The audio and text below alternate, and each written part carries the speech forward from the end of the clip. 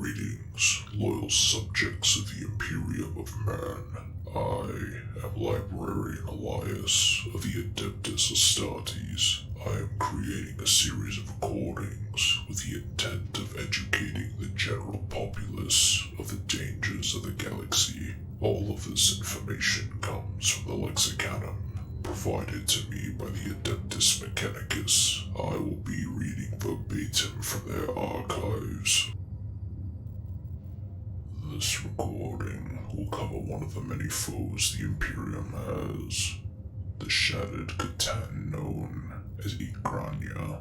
Igrania, the World Shaper, also known as the Molder of Worlds and the World Maker, is a Catan star god whose thoughts can break apart planets and reshape them into forms more pleasing to itself. Prior to the Silent King's betrayal of the Catan during the closing days of the War in Heaven, Igrania was the patron deity of Borsis, a Necron crown world housing the infamous World Engine, a planetoid-sized Necron space vessel that carved a swath of destruction through the Imperium before it was destroyed in Millennium 41. During the days when it still ruled Borsis, it had manifested as a being with skin of multicolored flame. Its form then possessed several pairs of arms, each carrying a symbol of rulership, a scepter, an orb, a sword, and the jaw of a spacefaring beast. Topping its three-eyed face was a headdress of gold and deep blue. Borsis was one of many worlds Igrania had created. Like the other Catan, however, it was shattered into shards when the Silent King betrayed the Star Gods in the closing days of the War in Heaven. Recently, towards the end of Millennium 41, specifically in 912 Millennium 41, the Nephric dynasty lords Turrican and Hekaroth, who had overthrown the Magda dynasty overlord upon the crown world of Borsis and activated the World Engine. The World Engine, powered by a great shard of Igrania, traveled straight to Mars, destroying worlds in its path, with the intent of awakening another Catan known as the Void Dragon.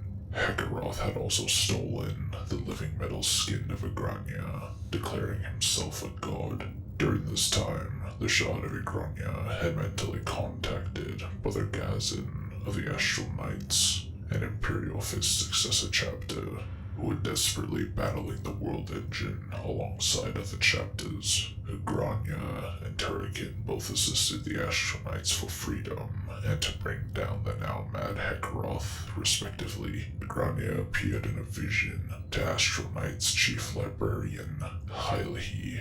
It took on an emaciated form of gray matter with a tattered headdress of gold, dull oval eyes of cracked amber, and empty mounting for gemstones. It raged against the betrayal of the Necrons, believing there was no fault in what was offered to the Necron tier.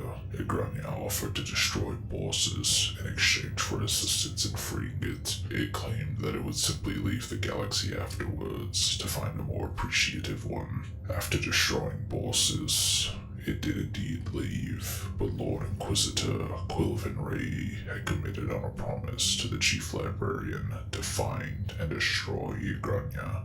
In 999 Millennium 41, during the Second Battle of Damnos, a shard of Igrania was used against Imperial forces as the Ultramarines, under Chapter Master Manius Calgar, were being forced into a stalemate by the Necron forces. Psychic communication from the Ultramarine Chief Librarian, Varo Tigris, had informed Calgar of the nature of the Tesseract Vault assailing Imperial forces, ordering his forces to focus their fire upon the Tesseract Vault. A Catan shard of Igrania had seen its bounds unleashed and proceeded to wreak havoc upon Necron forces, Imperial forces, and the world of Damnos itself.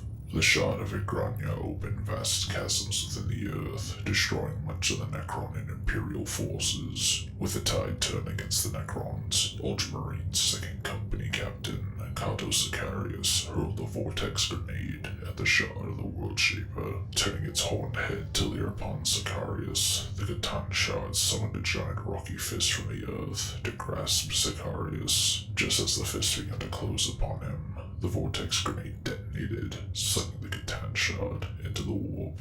This is the last known sighting of any shard of the World Shaper. This concludes the information regarding the World Shaper. More in-depth information regarding it will be recorded at a later date. This is Librarian Elias, signing